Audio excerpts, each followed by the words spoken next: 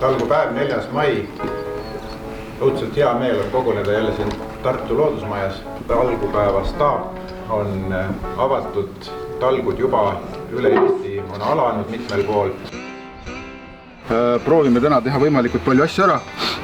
Meil on erinevad ülesanded. Need ülesanded on juba osaliselt ära krabatud, nii et hilinejad saavad sellised vabad asjad.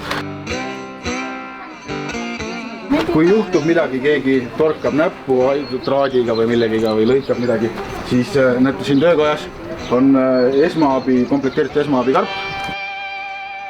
Mul on natuke kahju, et ma ei saa olla täna oma kogukonnaga Virtsus, kus meil toimuvad 5 erinevad talgud. Meil on seal 500 inimest, 5 talgut, iga 100 inimese kohta on üks talgu. Ja aitäh, Mikk, ja jõudu teile Raplamaale! Talgustuudios jätkab nüüd muusikalise vahepalaga Ait Saavakivi ja tema akordion.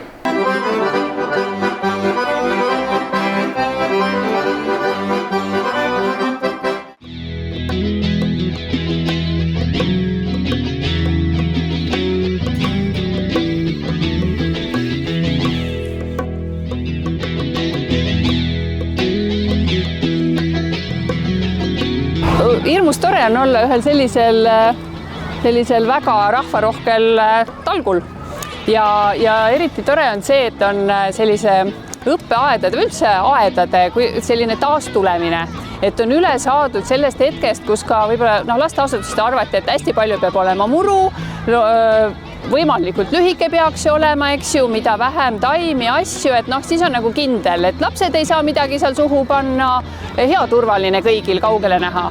Et see on üle läinud ja on tulnud ka huvi toidutaimede kasvatamise vastu.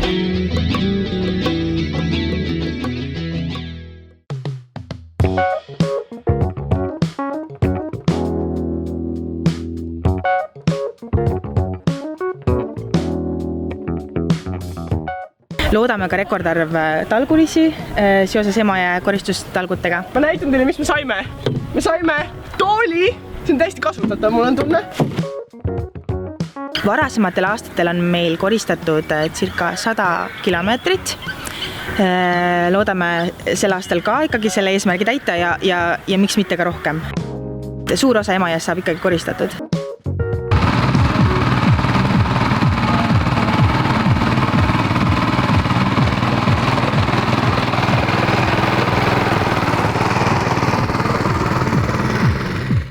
Praegu on kõik oma inimesed, et selles mõttes noored, kes käivad kogu aeg platsi peal mängimas, tulid kohe appi. Kolmapäeval, kui oli vaba päev, siis nad omast initsiatiivist, meil olid mulla muti hunnikud siin, no ikka väga-väga palju. Olid ka oma, ma ei teagi, kuidas seda nimetati, ja ühesõnaga mulla muti hunnikud said tehtud, likvideeritud, et selles mõttes on väga tublid noored.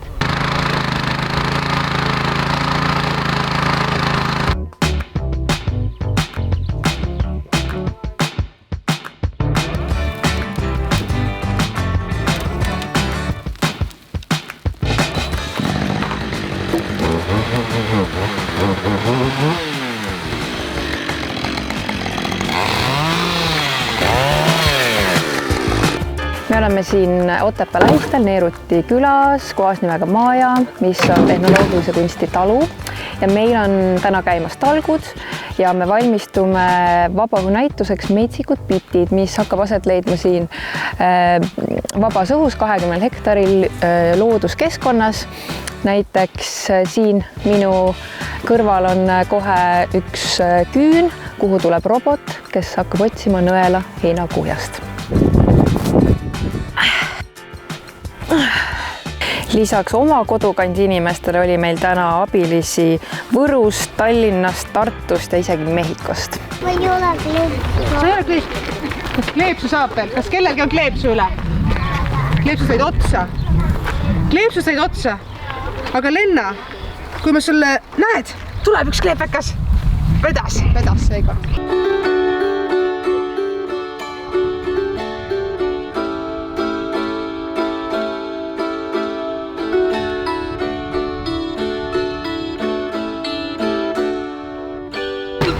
kellelgi on praegu motivatsioonipuudus, siis täpselt kell 1 on meil supp ja täna öösel küpsetatud värske leib ja rabarberi kook ootamas.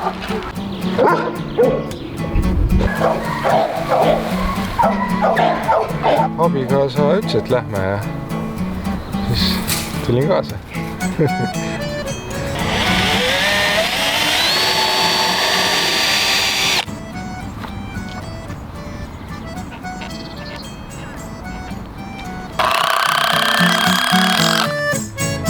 Ta guugeldas, et missugune see välja võiks näha. Siis leidis mingi pildi. Kasside väliaadikule katus peale.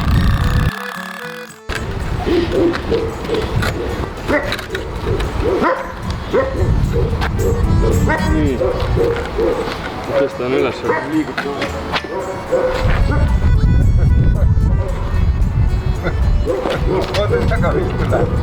Väga viltu läheb sealt.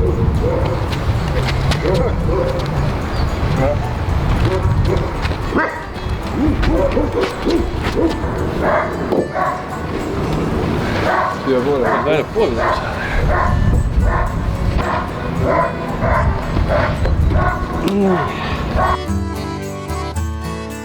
No nüüd saite kõik puhtaks. Aga läbi jah, kell on 3:03 oli ja näed läbi. Ja meil tuli niimoodi, et 24 plaani siin kirja pani 21, aga tegelikult tuli 29 koguni. Et üle plaani, et inimesi tuli rohkem. Hea kord oli põhiline. Riisumine, oksad, kuivanud puud on ju, koplite koristamine, sellised traditsioonilised talgutööd. Lillepeedra teid veel homseks teha, et homme tuleb veel järeltegemine.